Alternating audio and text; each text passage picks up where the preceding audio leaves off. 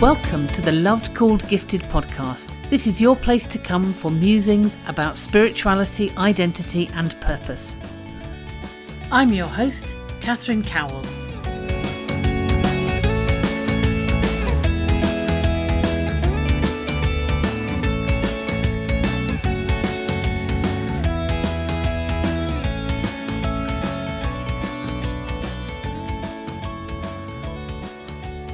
So I'm really delighted to be joined this morning by Maria Manuela Silva. Would you like to tell us where you are in the world and what it is you do in the world? Yes, my name is Maria Manuela Silva. That tells you that I am not, although I am British now, I'm not English born. I was born in Portugal, but I have lived all my adult life in the UK. And although I lived most of it in London, now on retiring, I moved to Canterbury, where I live near my daughter and grandchildren. So that's where I'm coming from. Canterbury, a very happy place right now, because of course of all that's been happening around the enthronement of Sarah Malali. Yes, yeah, which is really exciting. Very much so, and joyful. There was so much joy that day. It was wonderful. Really exciting. So that's where you are, and what do you get up to? Yes. Well, having retired from work as a graphic designer within an education setting, I'm nowadays a spiritual director and also have the great privilege of supervising other spiritual directors. And sitting above that, I am the director of the Encounter course, a 3-year-long formation course in spiritual direction. So every year we send out a cohort of fully trained spiritual directors into the world, literally. Yeah.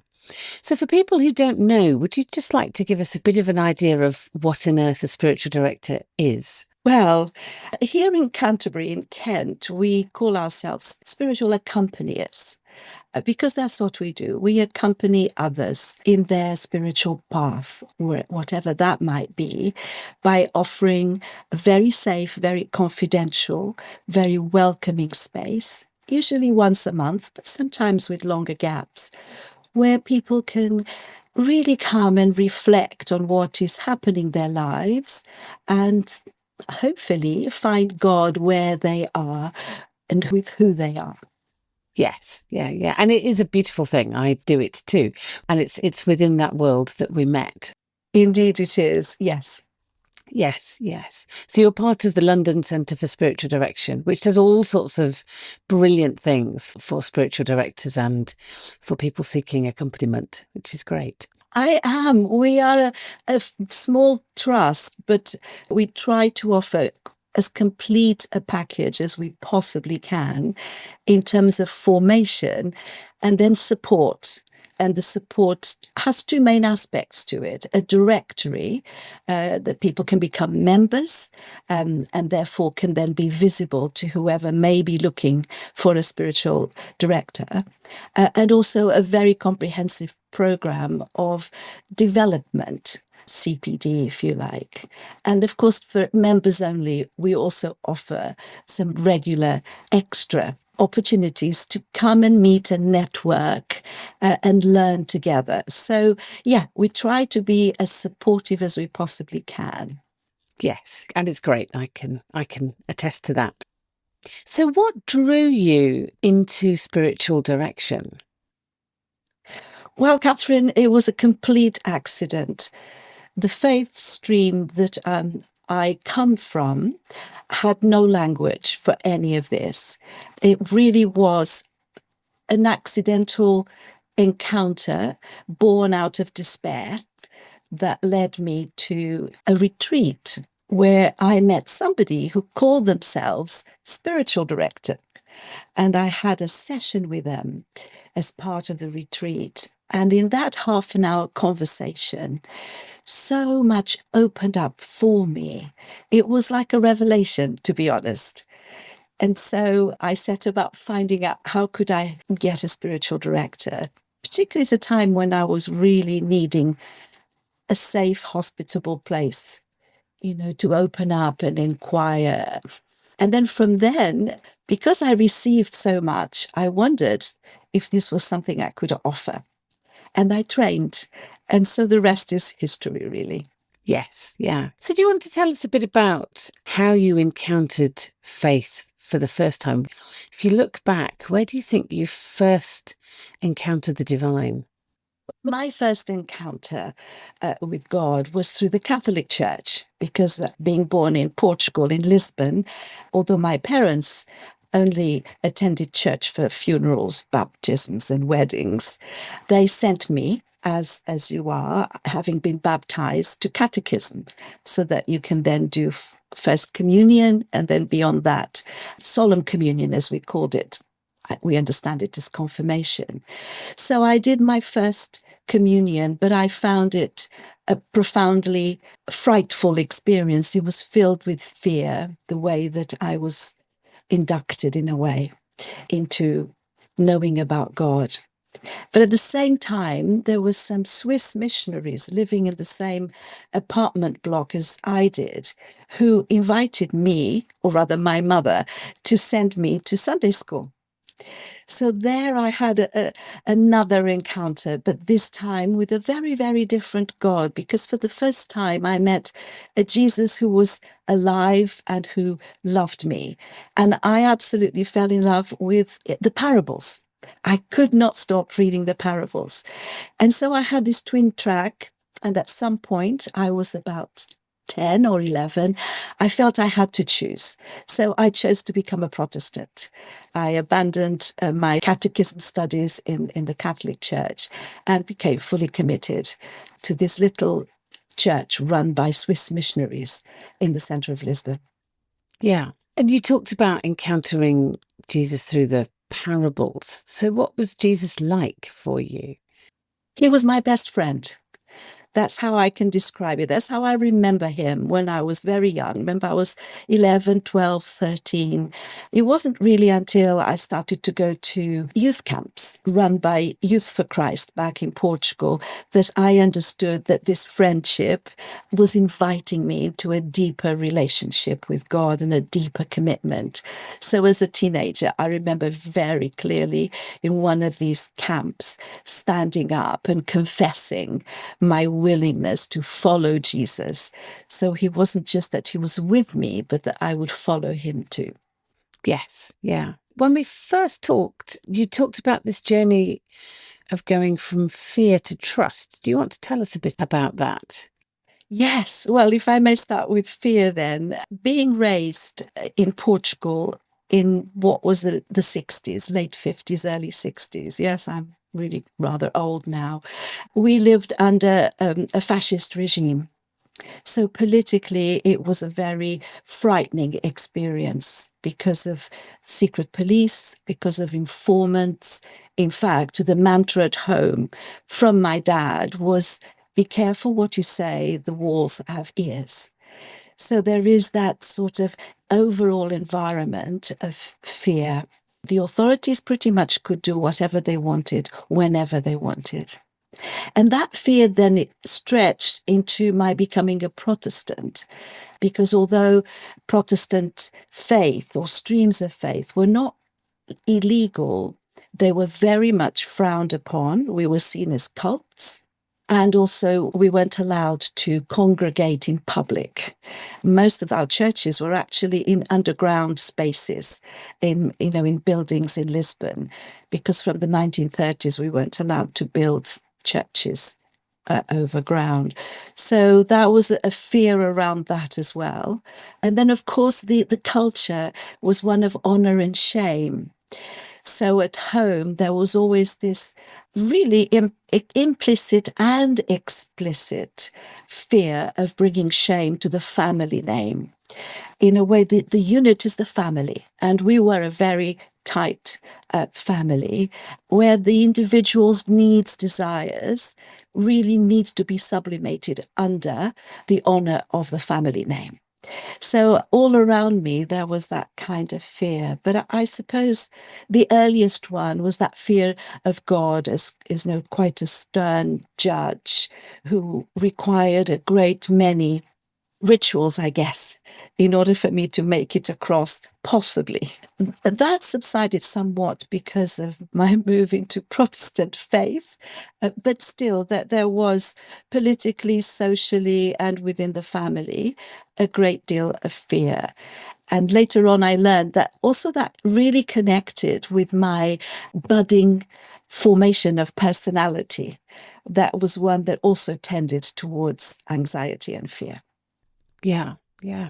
So did any of your family follow you into the Protestant faith, or was that quite a solitary journey? Oh, completely solitary. In fact, I was forbidden to mention my faith whenever we were in family situations, which was most weekends. It was seen as something quite peculiar that I would grow out of.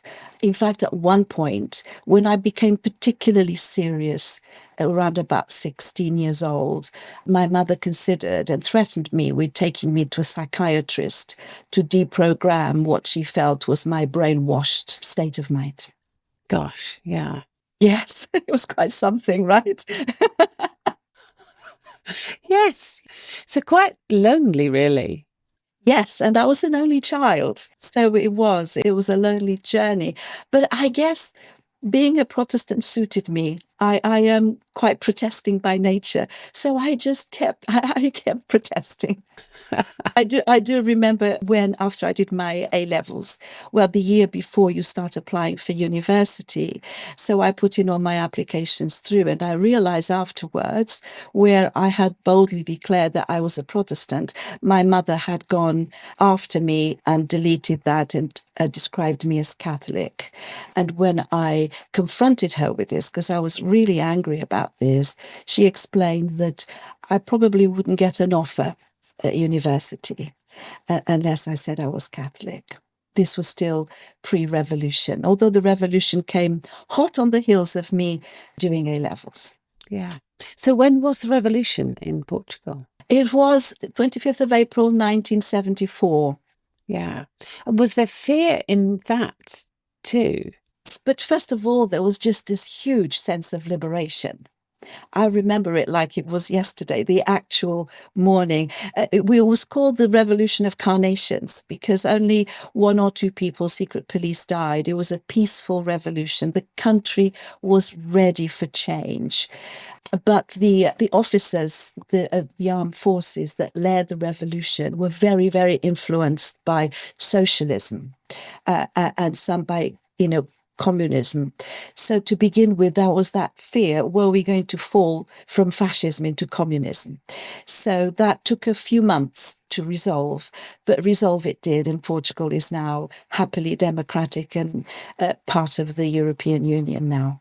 Yes, yeah. So you went to university as a Protestant. Well, I didn't. You didn't? Oh, okay. No, everything changed with the revolution, as things do, right? This was an extraordinary journey for me because my particular college, which was engineering, I was going to do chemical engineering. I always loved the sciences, shut down because it was extremely left wing. It was the most left wing institution at the time in Lisbon, and therefore in the country, really. And we got rid of all the top professors because we deemed them to be fascist. So the whole, I enrolled, I got a place, I went to a few lectures, but it was hopeless. There wasn't anybody at the helm. So the government shut it all down and sent us off to do what they called civic service. And I had to go and count the number of shops in a town called Almada across the river from Lisbon. And I protested. I literally protested. I took my, what was really draft papers into the relevant department and stood before somebody at a desk and just ripped them up and gave them back and said, I'm not doing this. So I set about trying to find an alternative gap year for me, which brought me to London. I discovered that I could learn English and work part-time at what was then London Bible College, now London School of Theology. And I got all the required permits because I needed a work permit as a student to be able to do this. And off I came, me, my suitcase and my guitar, knowing nobody, There was no social media in those days, so no way of swapping photographs. I didn't know what the person picking me up looked like. And I just described what I looked like and my guitar with a sticker that said Jesus. And this is how they were going to identify me. Wonderful. I'm imagining that as quite a freeing experience in some ways, to be able to be yourself with your faith amongst other Protestants. Oh, absolutely. I cannot tell you, Catherine, the joy of discovering that, first of all, we had freedom of association. We could meet wherever we liked, in public, in private, but that there were so many of us that I was plunged and beautifully held, actually, in a college full of Christian students, all doing theology, while I cleaned their rooms and their toilets, and in the afternoons went off to English classes. Of course, then, because we were all foreign, the girls doing these jobs, they took us to church, and I had never seen such big churches and so much joyous worship. And it was an absolute joy. That's the only way I can remember it, and very freeing indeed. Yes. Yes. So, kind of continuing your story, your faith story, really, what was your image of God like at that point? Well, interesting that you should ask that, because I believe in a Trinitarian God, Father, Son, and Holy Spirit. I was very close to the Son. I knew virtually nothing about the Spirit because he wasn't really talked about very much in that stream that I'd come from. And God the Father was quite distant. It was somebody that I desperately wanted to know and connect with, but somehow felt a little bit out of reach. Part of it was the fact that way back when one was so young, God was seen as very stern and rather cross. And my own father was a distant figure in my life. So I had really no sense of how I could connect with the Father.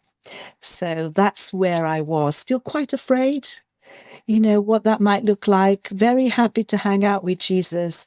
And now in an environment where people were talking about the Holy Spirit, which was just like a voyage of discovery for me. Yeah. Tell us a bit about that discovery. Well, having done my gap year, I was supposed to come home. But by then, I'd also decided I wanted to stay in the UK because I felt so much more comfortable. So I was offered a place to do chemical engineering at London University. But then decided, no, actually, this wasn't what I wanted to do.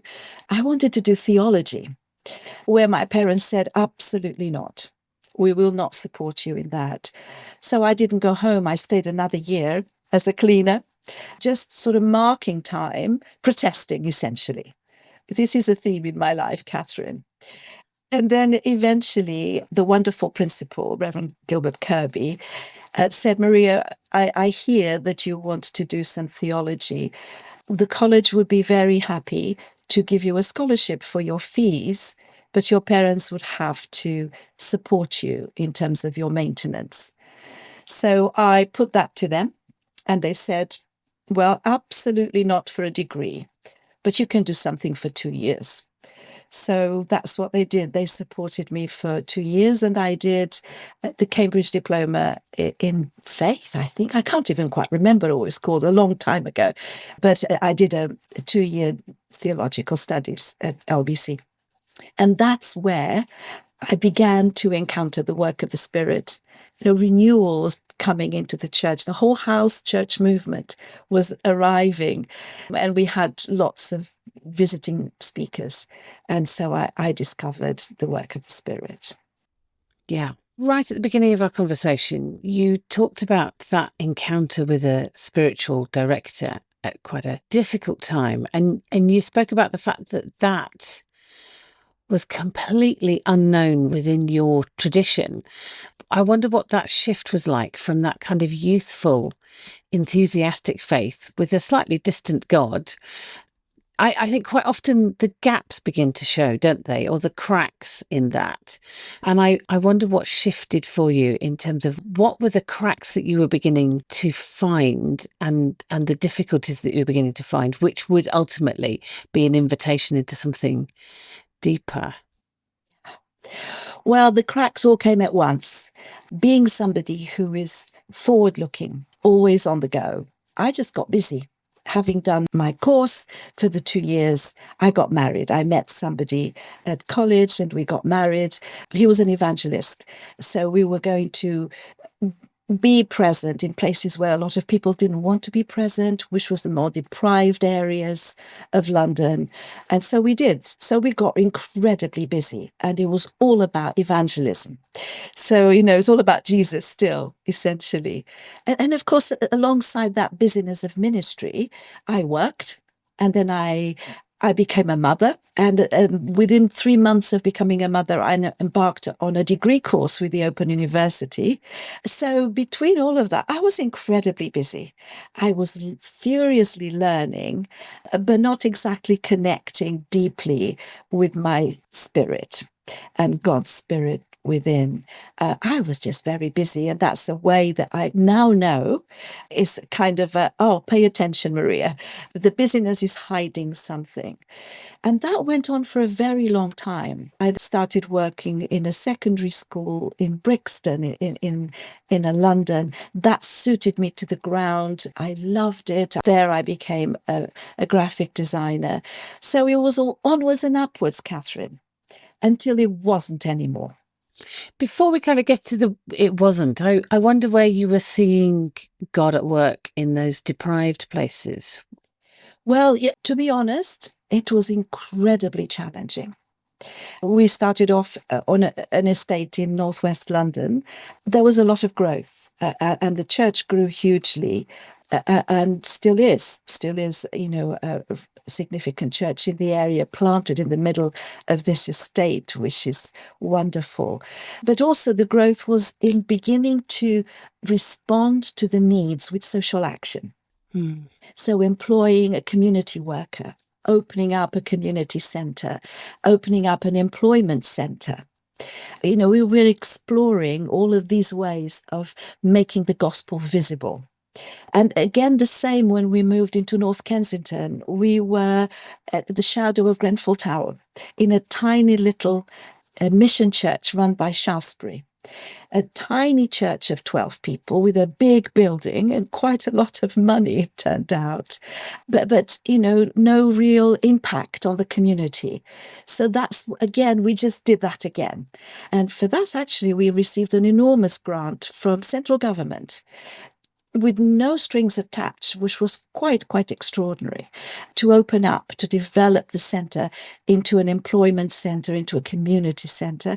And also we opened it up to churches of other languages because within North Kensington, there were many expressions of nationalities and heritage. So we had an Italian church, a Portuguese church, a Spanish. It was wonderful to see the building come alive. And even though the English church did struggle, and to this day it's very alive but still small, I think being surrounded by big glamorous churches in Kensington, right, makes it quite hard.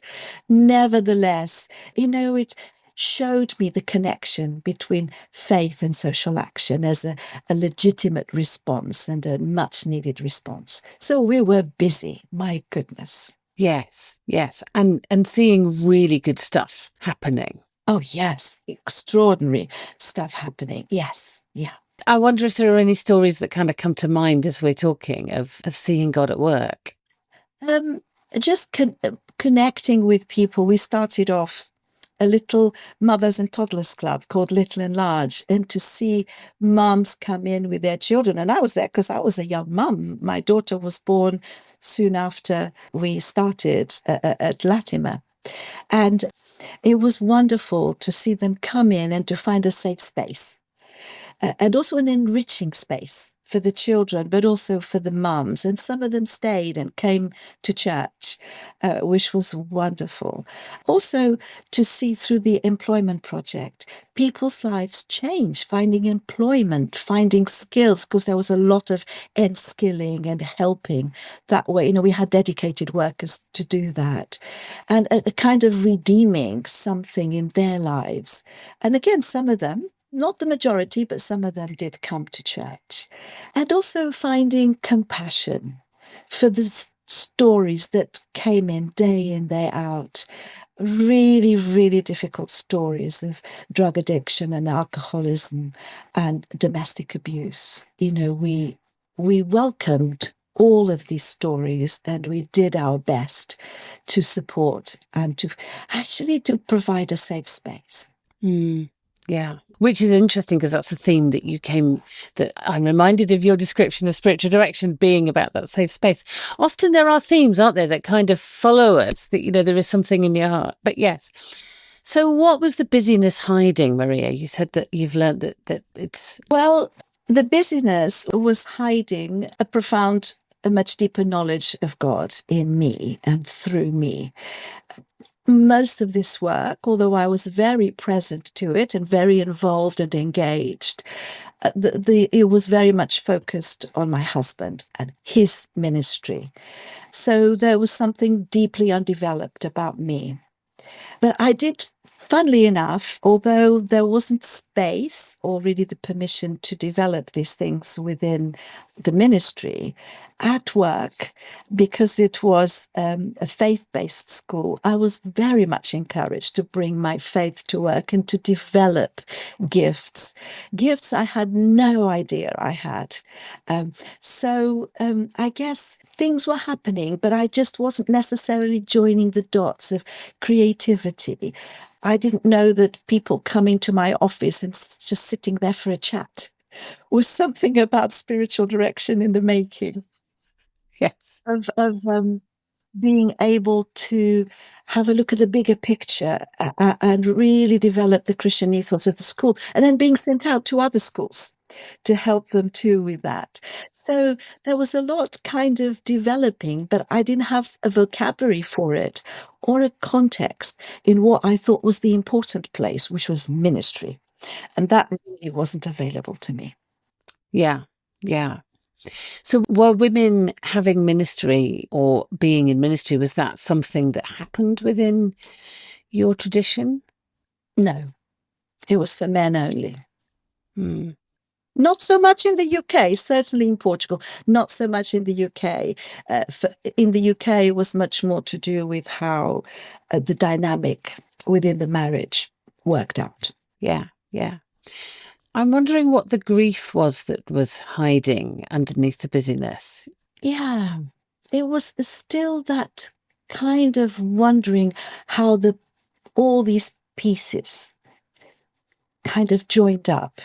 My love of theology that wasn't necessarily finding expression. My love of the social sciences, I graduated with a degree in social sciences, particularly human geography. So deep understanding of society at large and all the powerful social, economic movements and geographical movements, the importance of place. Then the creativity of graphic design, because I did a lot of research, which I then translated into offering programs of well-being for students and staff, doing all that research on brain and what's good for us. And none of it was joining up. It was just things that I did as kind of little geezers, of expression of self, but without having a really good sense of self. I was very much, in some ways, in the background. Yes, yeah. I'm just thinking of conversations I've had with people for whom the real thing, in inverted commas, is Christian ministry, and so can be doing all sorts of things that God is evidently in and still feeling like they're not really proper. Yes, absolutely. Yes. And I think that's been the story of my life. Oh, well, I'm a graphic designer, but not really. Oh, I do theology, but not really. Oh, I'm a social human geographer, but not really. Almost like a little hummingbird, sort of drawing nectar from all different flowers, but not quite seeing that becoming integrated, I guess. Yes, because the main thing is Jesus and what Jesus is up to and what you're doing in church. Yes, exactly, exactly.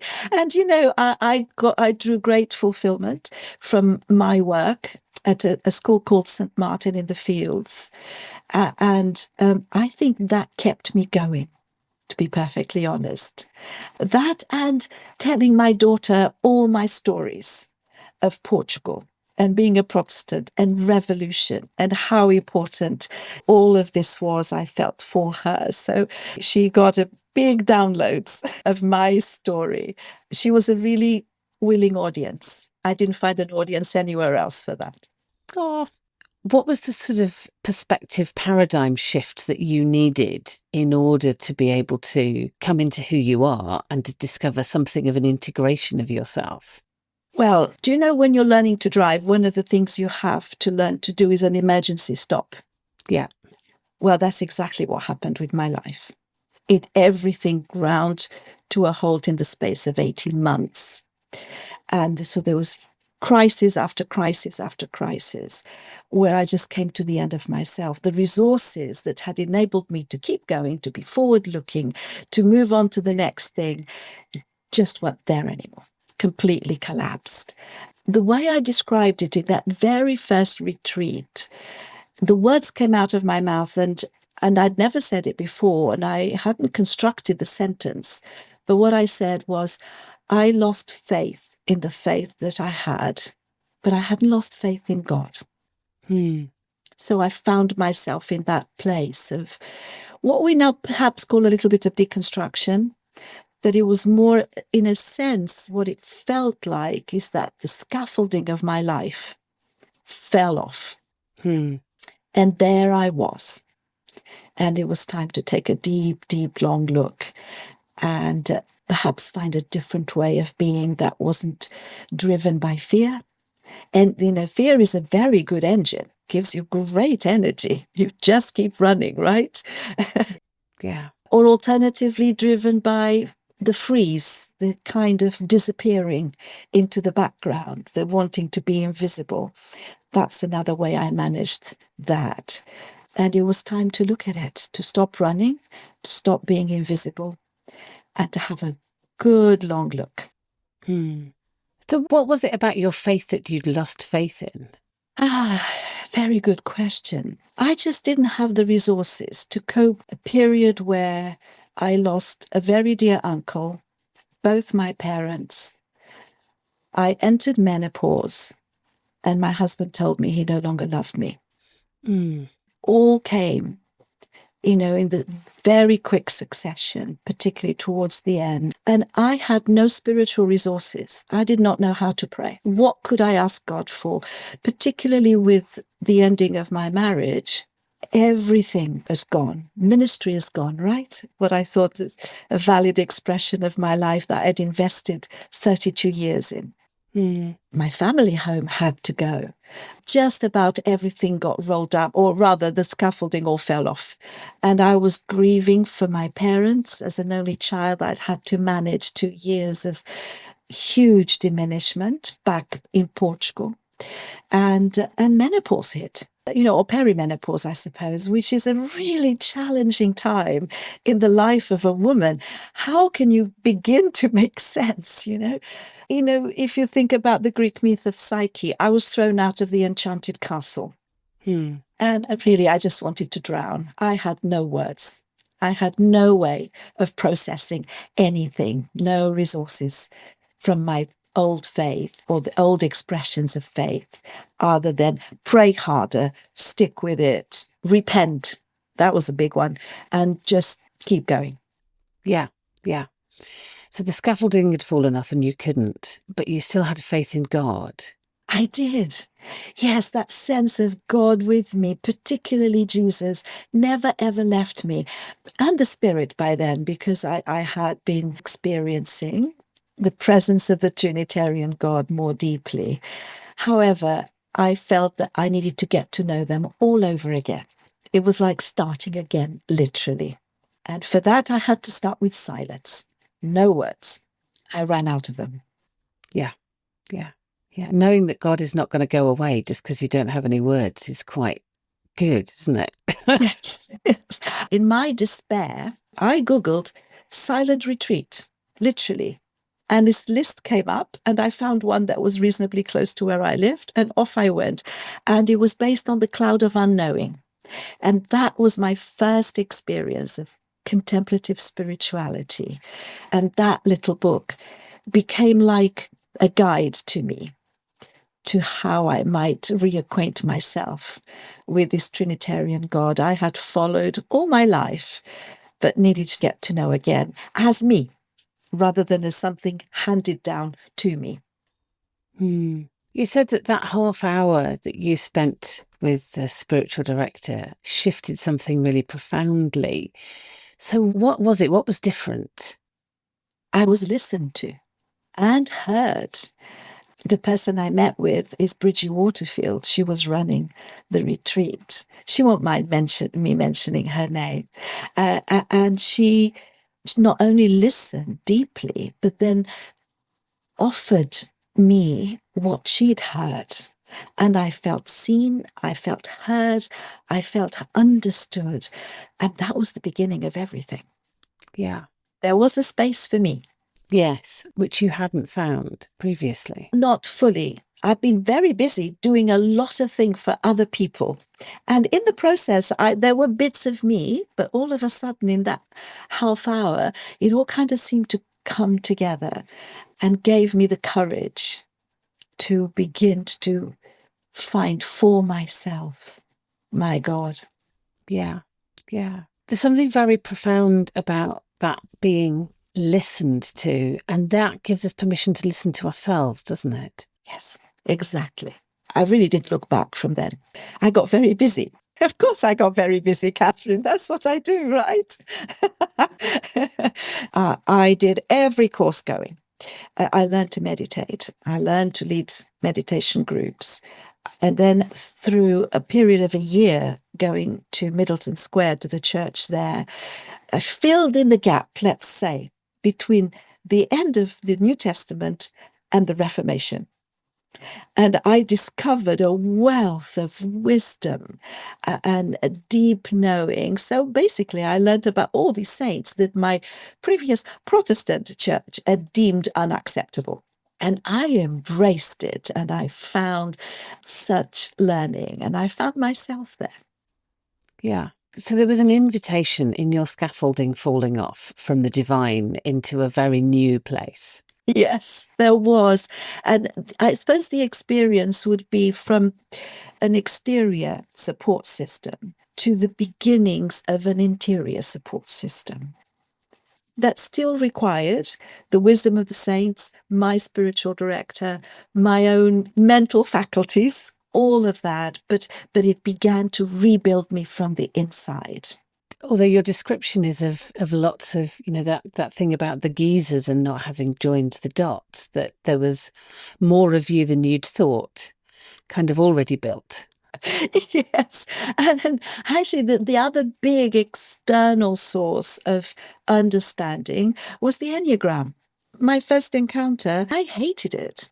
I just thought this was dreadful. I really didn't like it at all. But then, because I like to protest, I started to protest, engage with it in a Protestant kind of way, protesting way, until I found what I was looking for. And it's actually a very spiritual tool, which can get lost in the personality type discovery. Yeah, yeah. The external versus internal support system, I think, is really interesting because there are spiritual streams which are very, very focused on doing the things kind of externally, and that almost discourage, or not almost, do discourage a looking inwards, because all of the answers are out there. So Jesus has got the answers. We just need to go and find them. And all of the doing needs to be out there. And you can't actually trust your own thoughts and feelings because they might lead you astray. Completely cannot trust your heart. The desires, your desires, if anything, need to be completely contradicted. It took quite a bit of convincing for me to come out of that particular programming, I would say. Yes. And contemplative spirituality sort of does the opposite, doesn't it? It invites us on a journey inwards. Yes. Yes. And I think now, in some ways, putting the two together, I do have a sense of the best of both worlds, because it's not just about going inwards, but it's going inwards to then find expression outwardly. So there is always an invitation to do, but it comes from a real sense of God's desire, united with one's desire to turn up in the best version of yourself, then for God to do what God does, which I still find and will always find a mystery. Yeah. So it sounds like at this point that you've been able to sort of integrate the best of the first half of your faith journey with this new contemplative path. Yes. Yes, I have. And one of the lovely things that helped me to do that, God brought to my mind a very, very powerful memory I had of when I was a teenager in those youth camps. And we always began our mornings in silence. And I'd completely forgotten about this. And we were all gathered in, 50 or so young people in a clearing in the middle of the pine forest where the camp was, in silence with our Bibles. Each were given each morning a little piece of paper with a few verses to read. And we were to find a tree and sit or stand or kneel by that tree, and in complete silence for 15 minutes, just read and sit. And I remembered that that was my favorite part of the day. We were doing contemplation. We didn't have I didn't have the language for it. And I found it was the thing that gave me so much life and set me up for the day. Not that quiet time of Bible study and intense prayer, but the just being with God. So having rediscovered that in memory, I just sort of then everything else could come in, I guess, and be renewed. Yes. I wonder if you needed to be a bit cross with the tradition that you were coming out of in order to kind of enter into the new one, or whether you did that integration sort of right from the beginning. Well, I wasn't cross to begin with because I was in a million bits. I didn't have any energy to feel anything, I really didn't.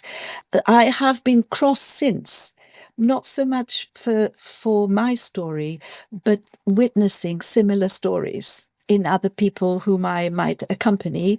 And their stories are their stories, but I do get cross then for that particular programming, I would call it. That is very difficult to undo. But I did overcome quite a lot of resistance in surprising ways. Was that resistance within yourself or resistance from others? Oh, within myself. Yeah. The programming is strong.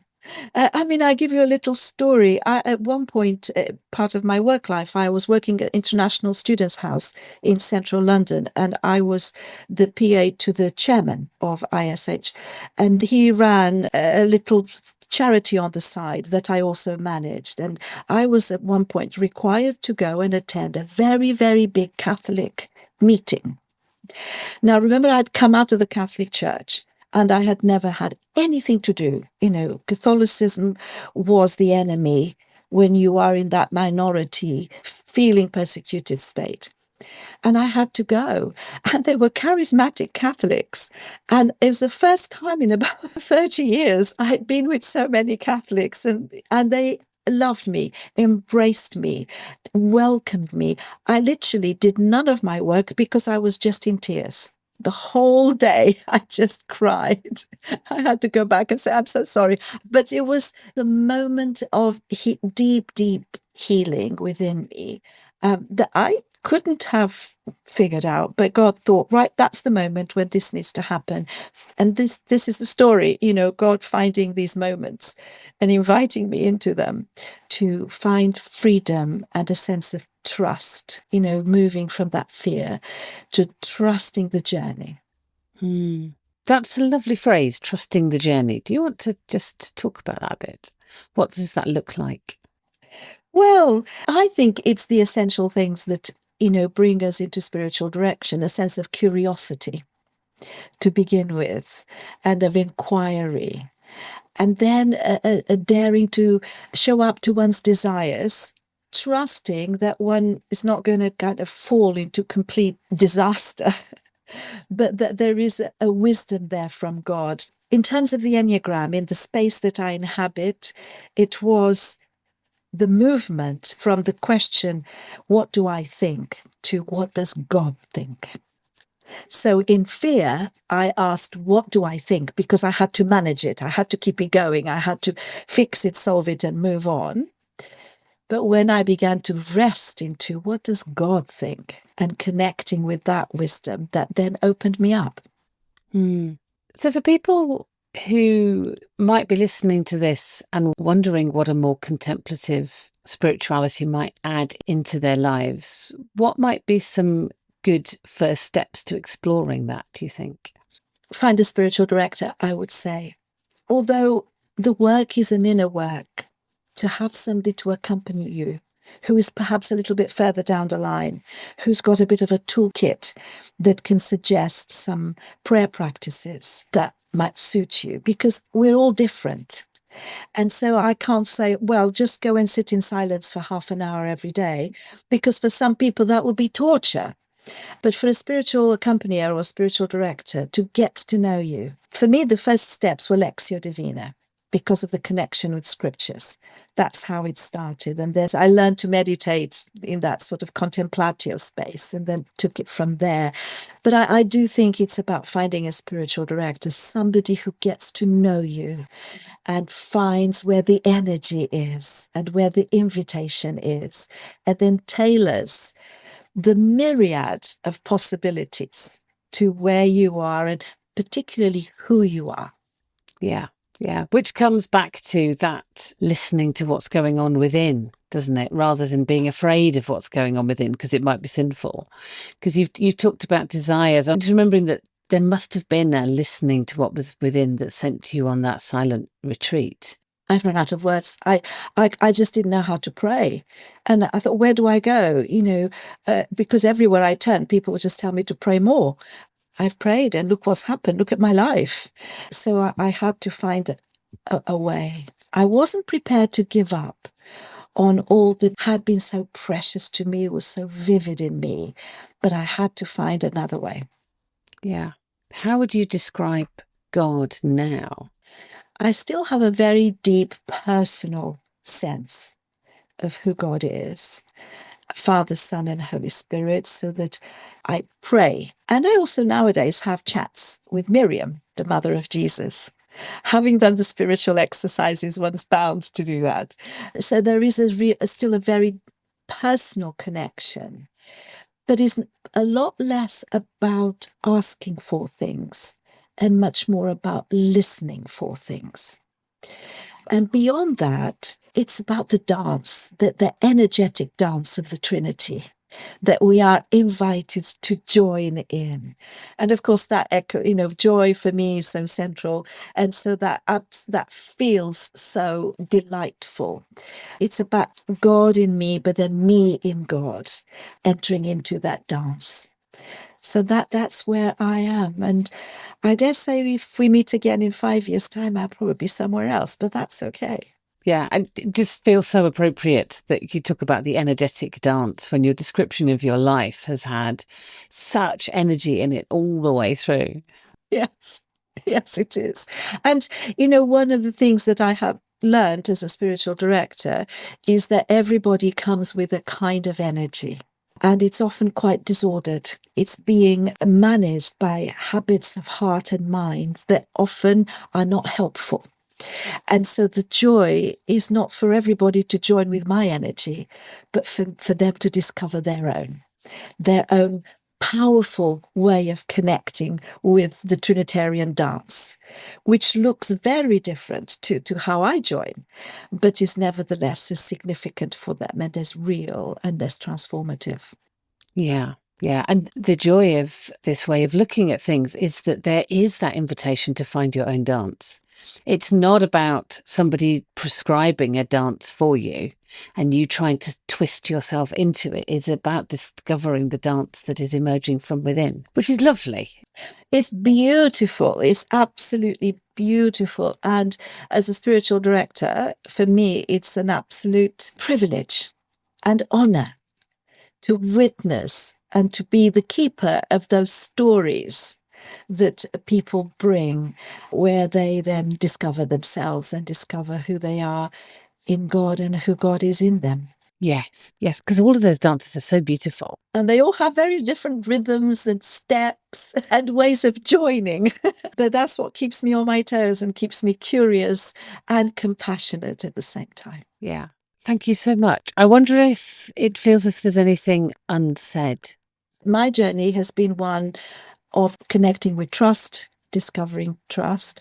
But maybe some people listening, it's much more about rediscovering hope or rediscovering love.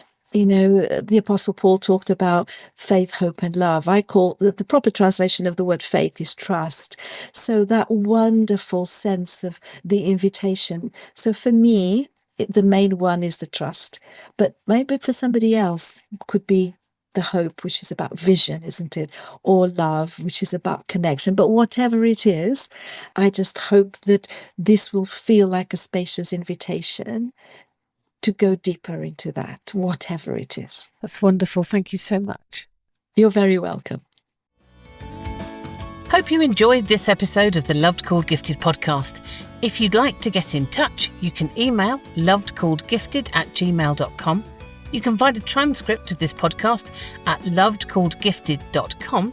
And that's also the place to go if you're interested in the Loved Called Gifted course, or if you'd like to find out about spiritual direction or coaching. Thank you for listening.